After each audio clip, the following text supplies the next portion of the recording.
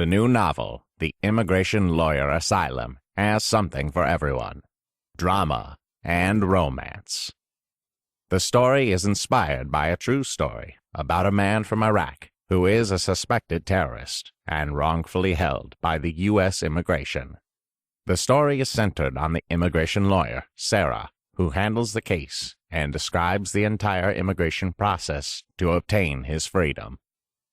The story goes in great depth on filing immigration petitions. If you're a reader who wants to curl up with a book about immigration matters and human rights, visit Amazon.com to buy. Visit www.splgpc.com. Call 510-742-5887. If you had a short sale of your house prior to 2010 and there was a second mortgage on the house, there might be creditors claiming this amount. Call 510-742-5887. Due to the uncertain economy, many people have settled their debts for a fraction of its value. It's recommended to use an experienced lawyer to deal with it. Shah Peerally is an experienced debt settlement attorney and has handled hundreds of such cases successfully. There are no upfront fees for debt settlement.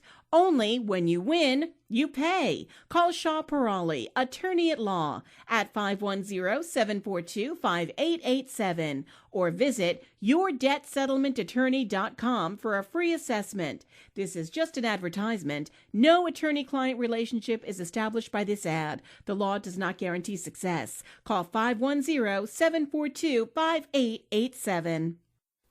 The Shah Peerally Law Group is now opening its second office in San Francisco. After years of popular demand, the law group has finally decided to make the big jump and has its presence in San Francisco. For more than 10 years, the law group founded by the prominent attorney Shah Peerally has been dedicated to the immigrant community. The law group's new office is opening on February 20th, 2015, at the corner of 21st and Mission Street in the great city of San Francisco. For more information, call 415-643-4342 or 510-742-5887 or email sf@peerallylaw.com. Choose excellence. Choose the Shah Peerally Law Group. No attorney-client relationship is created by this ad. If you had a short sale of your house prior to 2010 and there was a second mortgage on the house, there might be creditors claiming this amount. Call 510-742-5887. Due to the uncertain economy, many people have settled their debts for a fraction of its value. It's recommended to use an experienced lawyer to deal with it. Shah Peerally is an experienced debt settlement attorney and has handled hundreds of such cases successfully. There are no upfront fees for debt settlement. Only when you win, you pay. Call Shah Peerally, attorney at law, at 510-742-5887 or visit yourdebtsettlementattorney.com for a free assessment. This is just an advertisement. No attorney-client relationship is established by this ad. The law does not guarantee success. Call 510-742-5887. And now, from the San Francisco Bay Area studios, KLOK proudly presents to you the prominent attorney Shah Peerally for the Shah Peerally Law Show, coming at you with over 50,000 watts of power. The Shah Peerally Law Show, where all your views matter.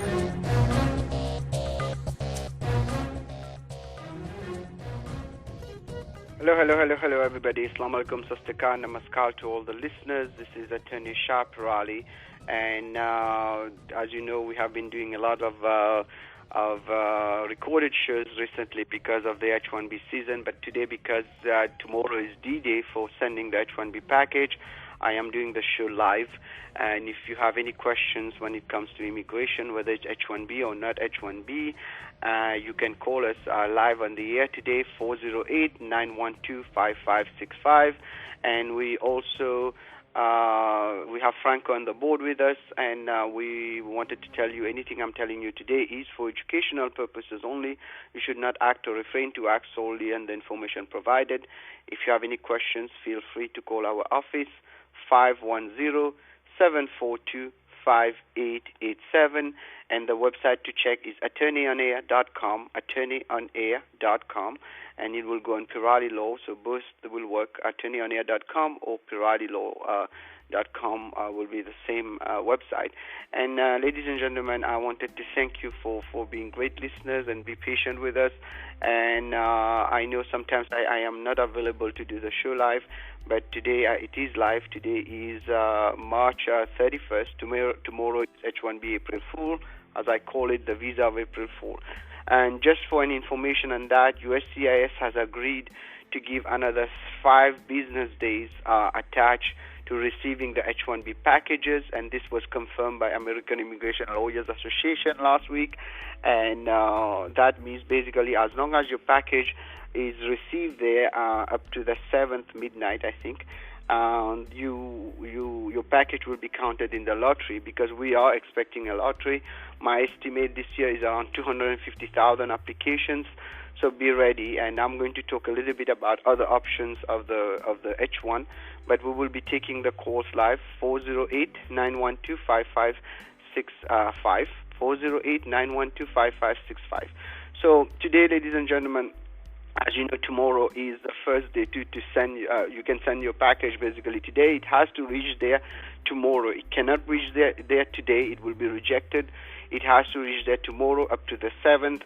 And as long as it reaches there, it will be counted in the lottery. Then they will have a lottery. Once the lottery is finalized, if you get a receipt, it's pretty much the chances you are in the lottery. And sometimes, unfortunately, even people getting receipt, they are not really in the lottery. So be careful on that. And once this is passed, we should know about this probably based on last year. Around by beginning of May, everything should be cleared, hopefully.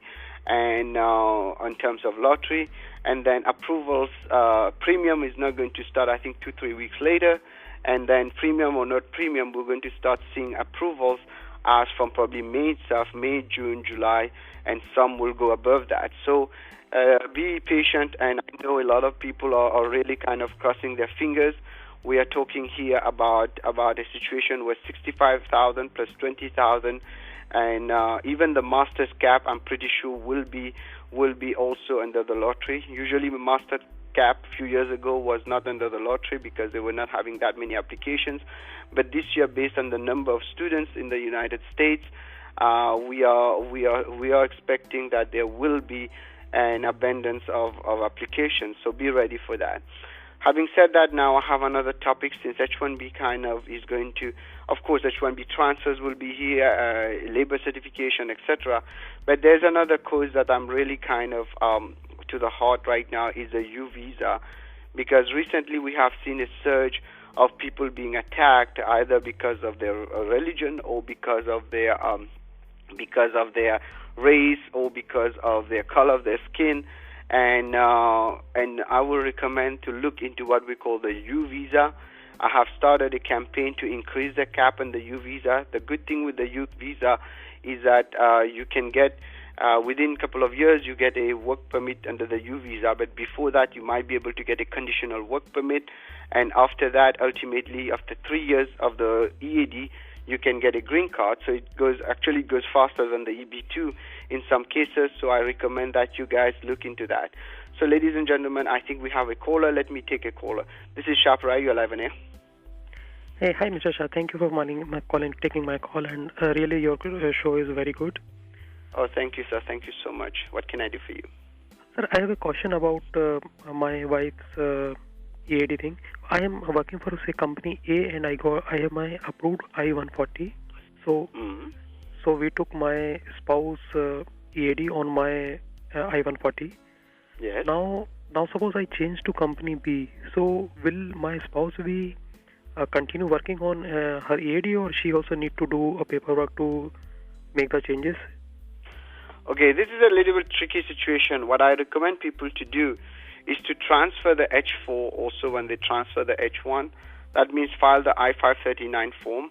And as long as this is done, and by that time the transfer is effected, the company A doesn't cancel the I-140, then yes, she continues on that same EAD. But if it gets cancelled, the I-140 gets cancelled, then she loses the EAD. If it is not done, if the approval doesn't come on time.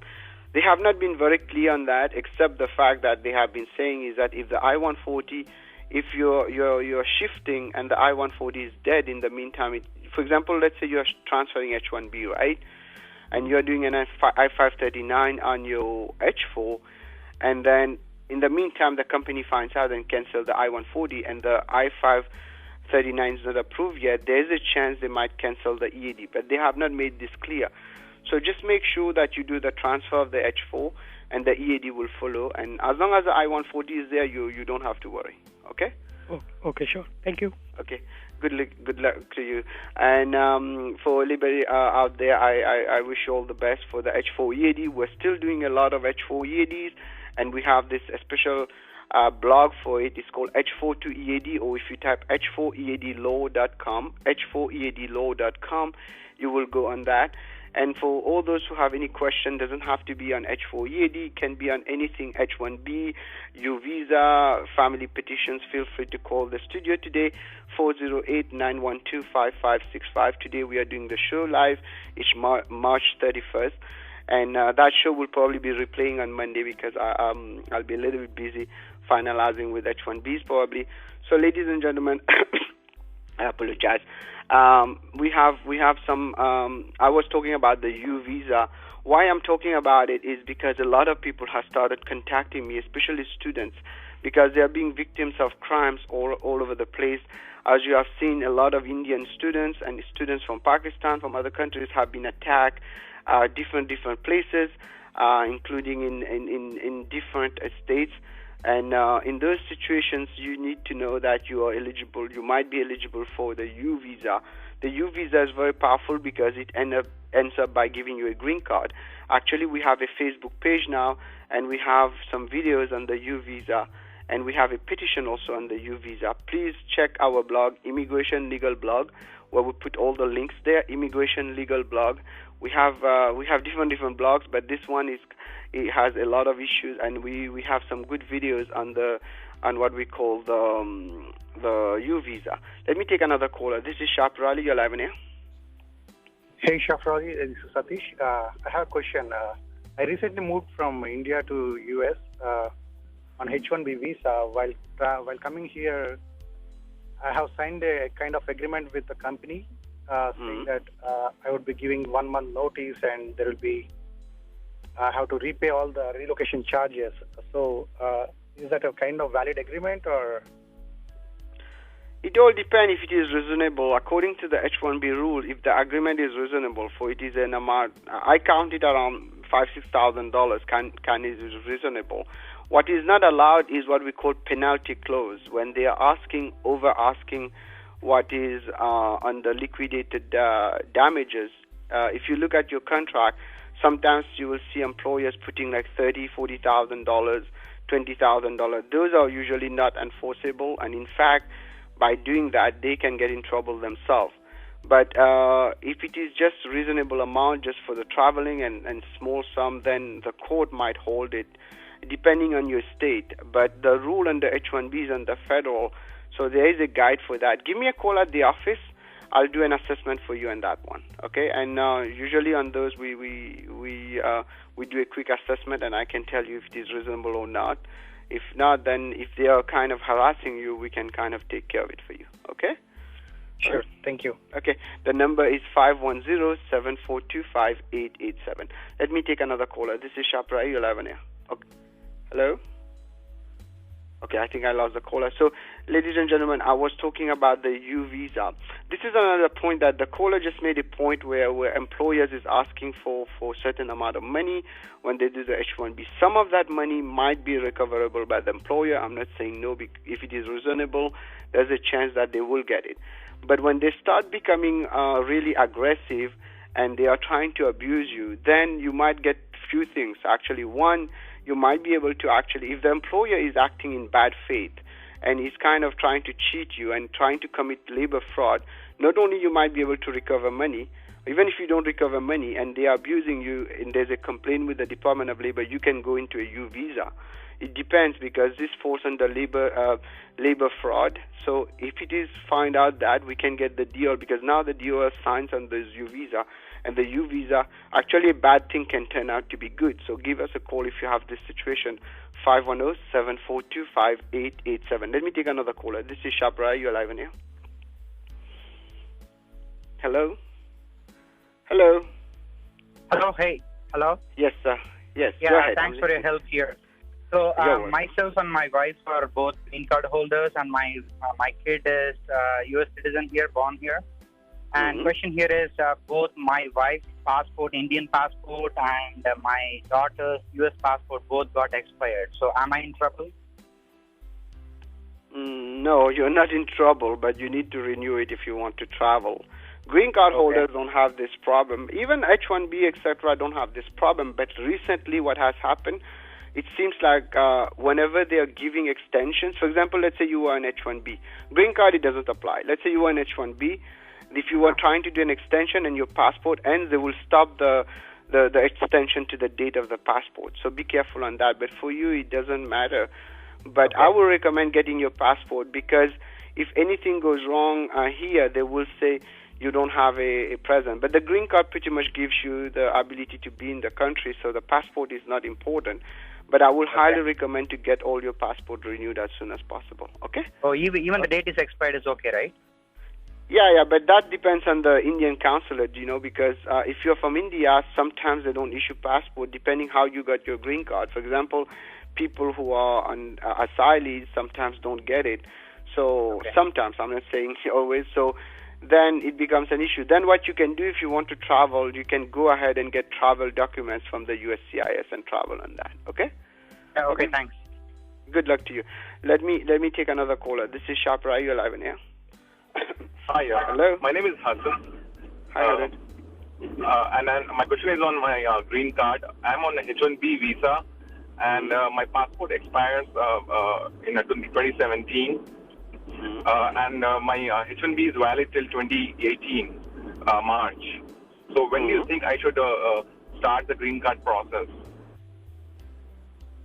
Okay, your green card and the passport has no bearing on that. You can start the green card right now. You can start later. But I'm talking only about extension of H1B where they are starting to create problems. This was not a problem.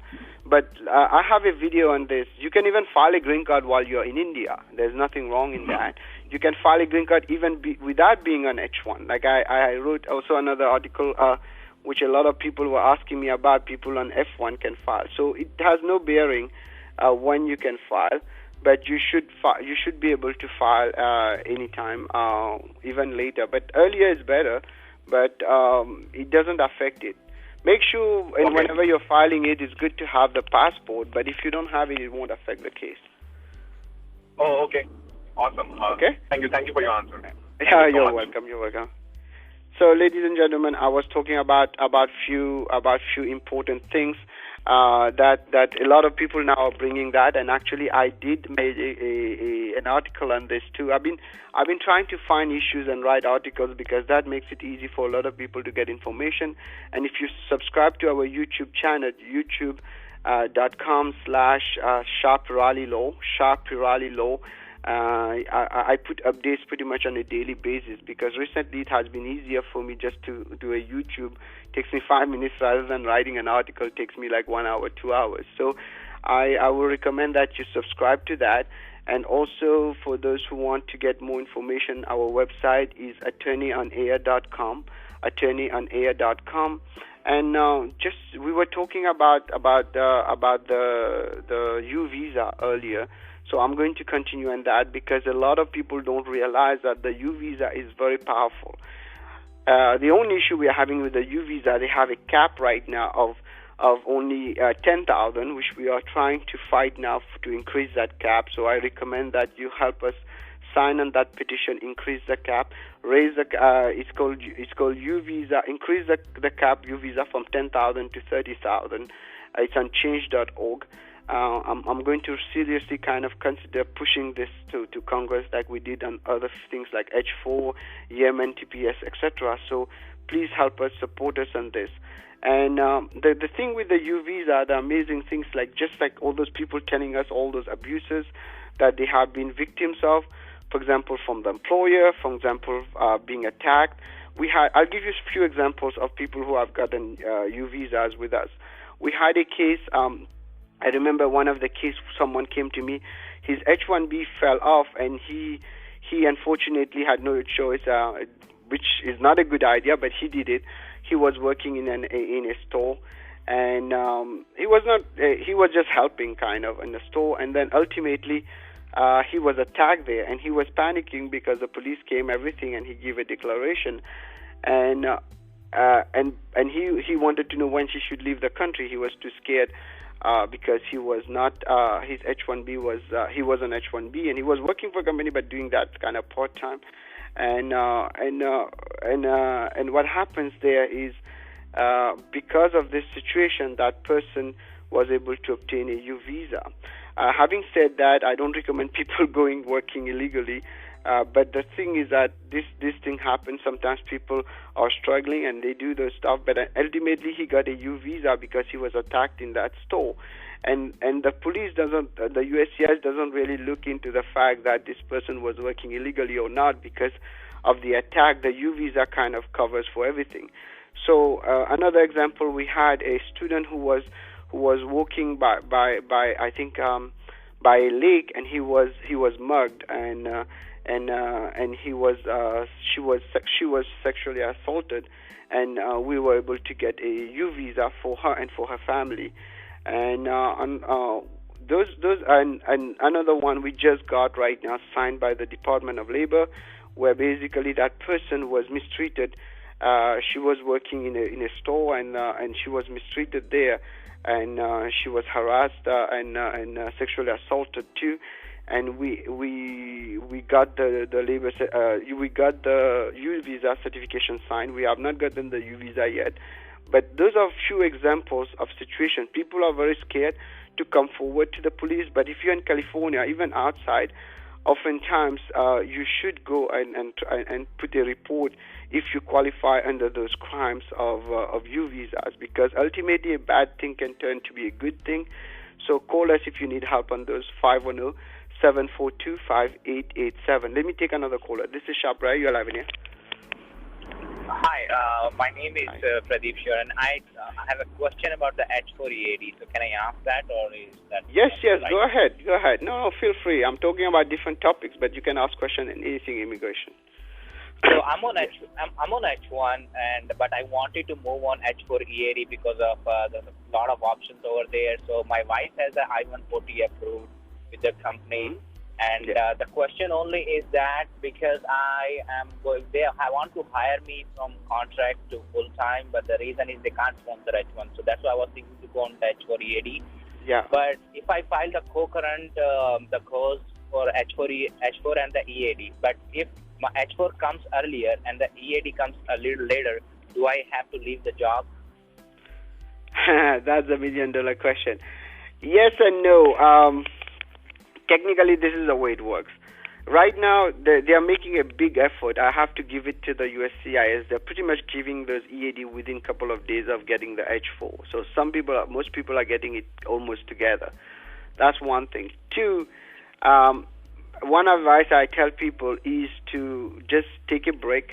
As soon as the H4 gets approved, take a break and take some days off until the EAD comes.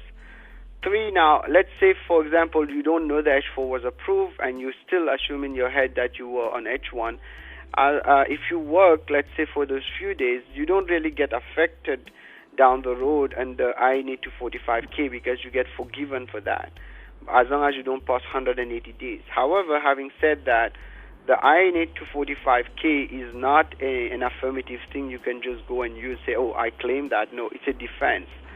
So bottom line, it's partly yes, you should stop working, but if in case you don't know the H4 got approved and you continue working, and down the road you have an issue, you might be able to use the I-need to 45K as a defense. So that's the only glitch we have with the H4 shifting to H4 right now. But most of the cases, just from my experience, the cases we file from our office get pretty much approved at the same time. Okay? Okay, thank you. Okay, and if you need help filing it to make it kind of timing, give us a call, 510-742-5887. We'll take care of it for you. Let me take another caller. This is Shah Peerally. You're live in air. Hi.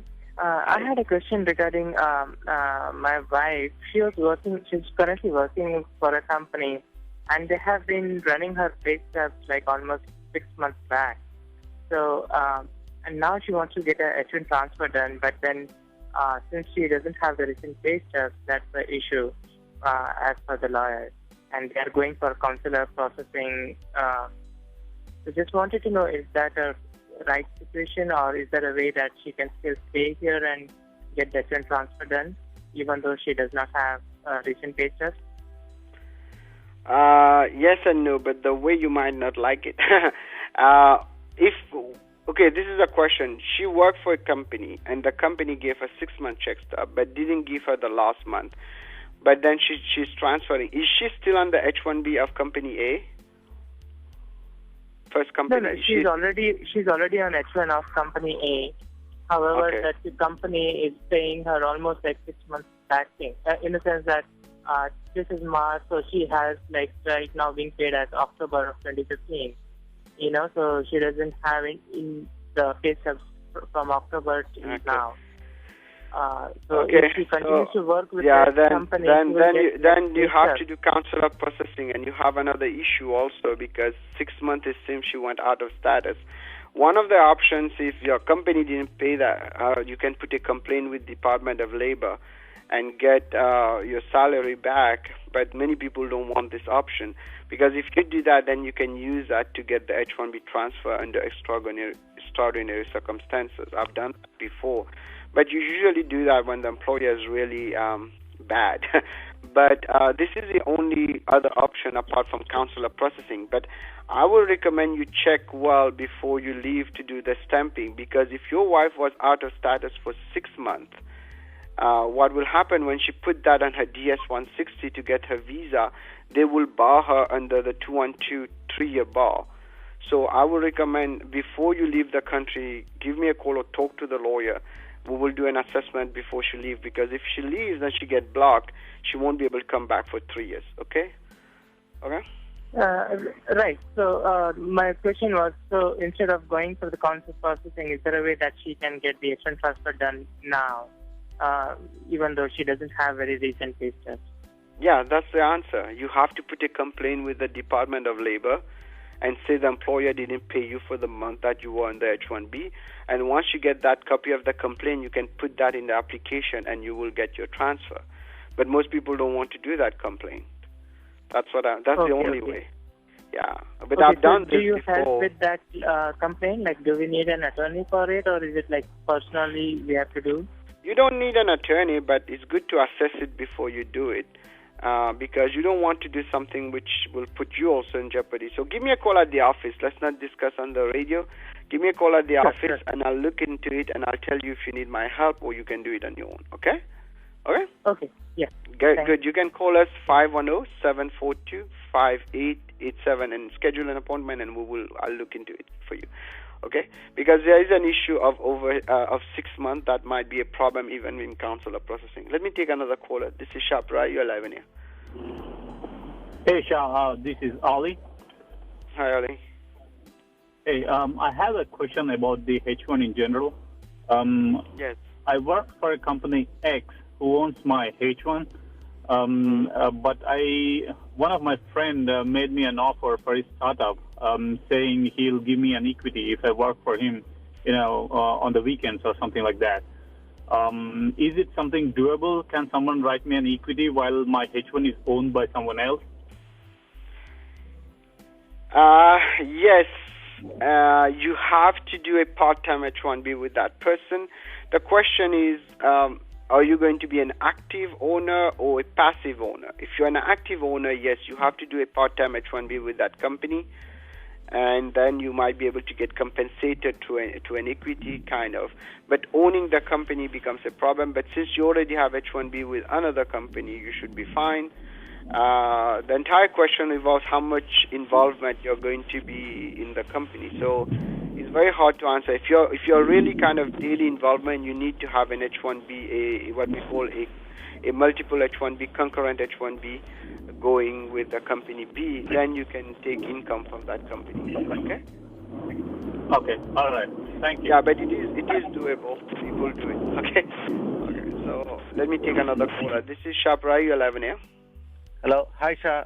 Good morning. I have a question regarding my brother-in-law. He's a student.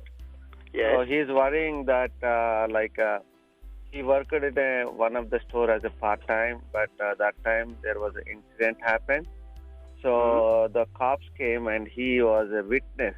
But so is there any way he can get rid of that? Because in the cops section, he mentioned that he is a witness, not he's working there. So how to get that? Okay, it's not about working. What I was talking about earlier is a U visa. In fact, if he was a witness and somehow a victim, I might be able to get him a work permit based on that and a green card. So tell him to give me a call at the office. Let me assess his case.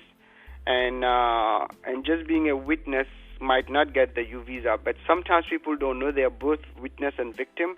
And if I get the police, because we will do that, we will talk to the police and see if we can get them to sign the U visa. Don't worry about being the name there, because ultimately this bad thing might turn out to be good for him. So tell him to give me a call at the office. I might be able to get him a work permit if he qualifies under the U visa. And ultimately a green card, okay? Okay? Oh, sure, man. Thank you. Thank you very much. Good luck to you. So let me take another caller. This is Shah Peerally, you're live on air.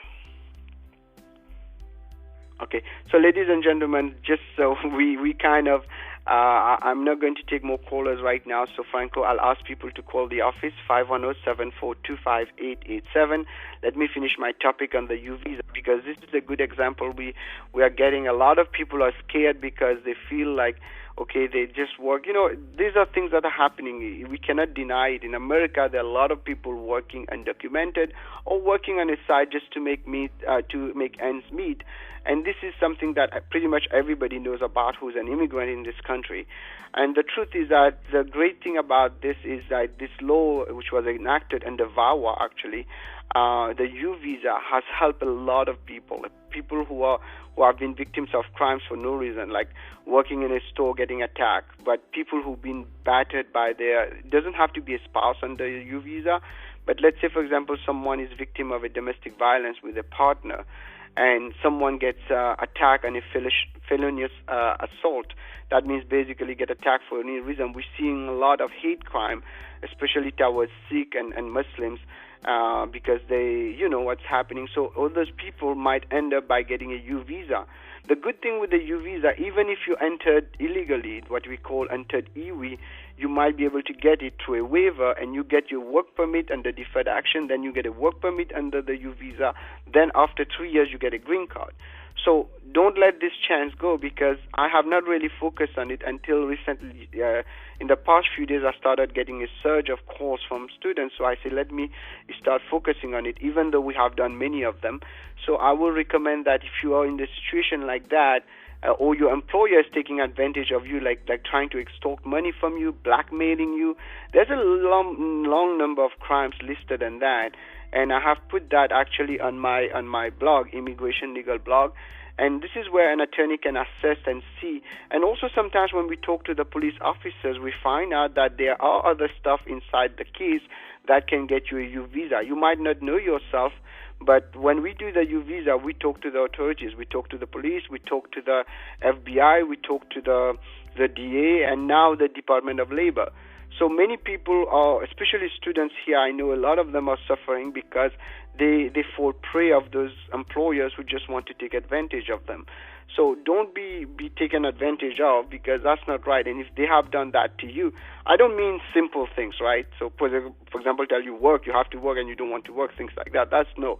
What I'm talking about here are extortion. People who are telling you, oh, you got to pay me, or make false training stuff and claiming that you owe them a lot of money and all this stuff. Those we are good to go, because not only I want the students to be protected, but employers who do that need to actually pay for it, because what they are doing is very wrong. They are messing the whole system, and they are not giving a chance to really immigrants who want to work hard. And people who are trying to do good stuff are getting blamed, because those people who are crooks, unfortunately, they take advantage of people, and they are good at it. And they feel they're strong because they think they're still living in a different age. But this is America. No matter how much we hear Donald Trump talking nonsense, it's still America. The rule of law still applies. So we can still use that in your favor if we have a good case, of course. So let us assess it, and we will tell you where you stand. You can give us a call at 510-742-5887. And so now, ladies and gentlemen, I'm going to talk about something different. Because today I'm going to have Amit continue in a few minutes, because it's H1B. I have to be in the office. So I'm going to talk a little bit about debt settlement. This is another situation where we are seeing people suffering. A lot of people have been kind of taking advantage of thinking that okay, this is a chance. You get a credit card, you can use it because you have a good job right now, but suddenly they get laid off, or they lose their job, and they find themselves with huge debts. So what do? Some of them are struggling to pay, and they are, because they're in good faith trying to pay.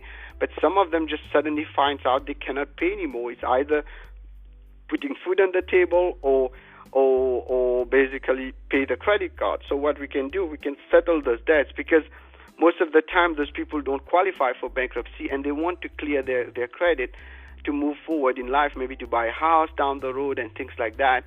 And again, here we're not doing credit fixing here. What we are doing here, we clear your debt out and let the credit fix by itself. So we can do what we call a debt settlement for you. You can check on it, yourdebtsettlementattorney.com, yourdebtsettlementattorney.com, and you can also talk to people and check the kind of records we have, the kind of things we have done for other people on our website, yourdebtsettlementattorney.com. We have been able to also do a lot of second mortgages where the house are underwater.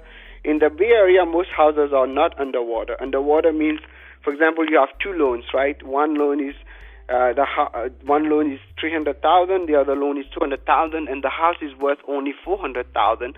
When you add those two loans, it's $500,000, so $100,000 short. So what we can do, we can negotiate for that $100,000 and get rid of it.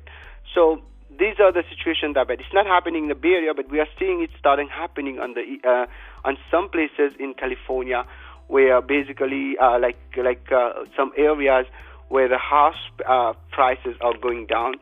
So we can still get those done for you. And just please give us a call if you have questions. 510-742-5887.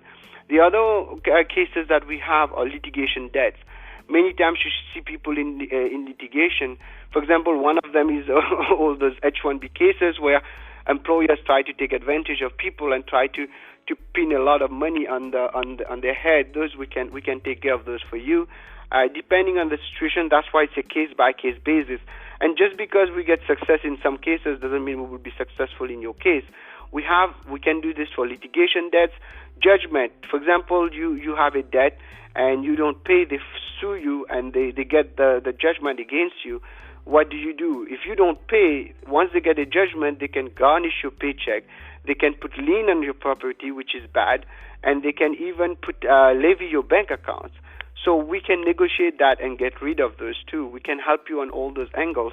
And if you need help, again, 510-742-5887. The website to check is yourdebtsettlementattorney.com, yourdebtsettlementattorney.com. So I don't know if Amit is already there, so but I am going to kind of wrap up before Amit takes over.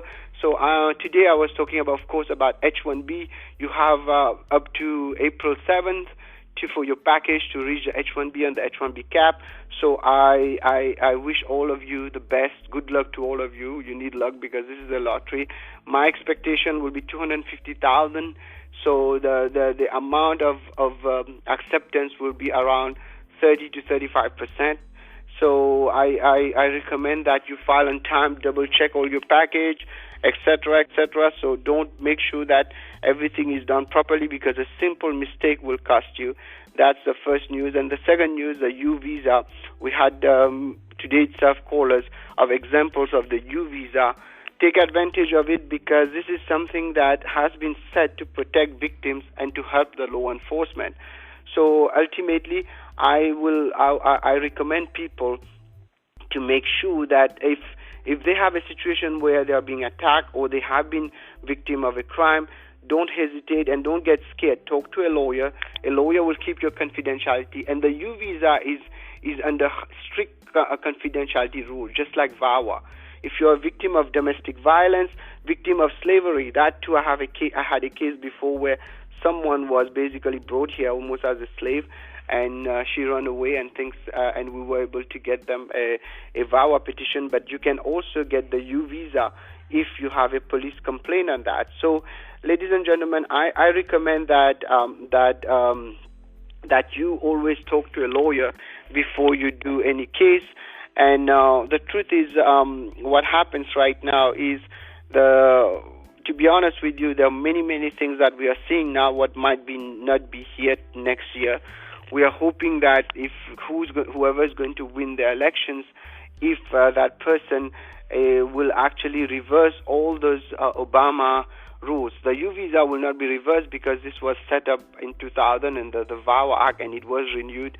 But the H4 EAD, the deferred action, DACA, the prosecutorial discretion, all these were issued by Obama executive orders. So we hope and we know if a Republican takes power, this is going to really kind of go sour for a lot of people. But in the meantime, we pray to God and pray to everybody that they don't change their mind. And also just to let people know, we pray for the world with all those bombings and all the stuff. People in Pakistan, people in Turkey, people in Belgium. We want to say, let's hope God help them. And I heard also in Oklahoma they're having those huge storms. So all the listeners there, please be safe. And I will be back on Monday from noon to 1. And I think I have Amit on the line right now. I'll let Amit finish because I have to take care of H1B. Amit, are you there? Hi, yes, I'm here. Oh, yeah. So, Amit, today I think you have like 10-15 minutes. I think 15 minutes to 20 minutes. So I'll let you close the show today. And if you can explain a little bit on the debt settlement in Punjabi and also talk about real estate. And I thank you all for listening. Anything I'm telling you today is for educational purposes only. You should not act or refrain to act solely on the information provided. So the air is all yours, Amit. Bye, Franco. Take care. And we'll be back on Monday. Thank you. Yes, thank you, Shah. Thank you for having me. And